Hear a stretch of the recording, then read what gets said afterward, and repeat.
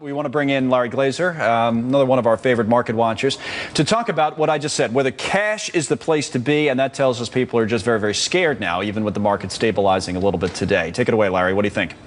Investors we talk to tell us their heads are spinning based on the events of the past few days. It's been such a turnabout in terms of expectations. Look, we had just even over a few days, we've seen such amazing volatility compressed in a short period of time. A surprise, a Friday going into the summer, end of the quarter, all these things happening. But even with that said, going to cash with all this uncertainty is still a very high-risk proposition. Okay. Certainly there are benefits to having cash, and there is a tactical and a strategic benefit, but going to cash, recognize we're at historically low levels right now in terms of yields, and the Fed has suppressed yields to the point at which we're below inflation. So it's a very expensive asset class to be in cash. But we know that investors are hoarding cash because they're afraid, and that's logical. Okay. It's understandable. But recognize there are alternatives to that cash, and we don't have to cave into that fear directly. All right, so go into that a little bit. So sure. I'm sure you're getting phone calls like everybody else who manages Absolutely. money or gives advice off, like crazy the last few days with, as you say, people who are getting nervous. What are you telling them? What are those alternatives, the best ones?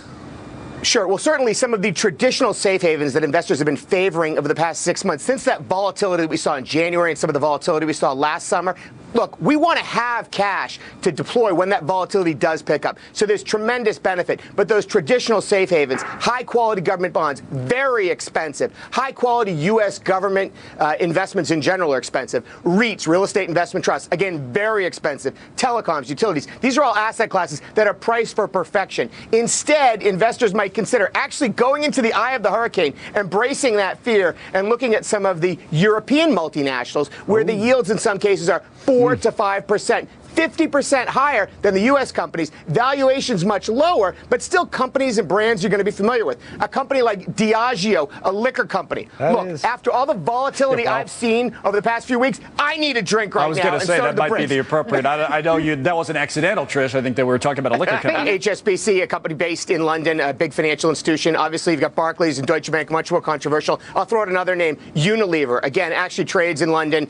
Big consumer staples company, much cheaper valuation than Procter & Gamble, but a safe haven company. They make Ben & Jerry's and Lipton tea. And I know over July 4th, I like to curl up with a pint of ice cream. So again, these are safe haven companies that are selling all over the world. They're not a play on Europe necessarily. They're a play on the world, and that cheaper currency, as Trish mentioned, is going to be a huge benefit to these companies competing globally, even a better valuation than some of the U.S. companies that they're competing with. Well, enjoy it sounds like I don't even have to tell you. Ice cream and bourbon. Exactly. That's his life. Ice cream and bourbon. You have to say enjoy your holiday weekend. You obviously will, Larry, so why not, right? I'll send pictures. Next week. Yeah, keep your pictures. Yeah, exactly right. Keep them on your phone. Larry, thank you very much.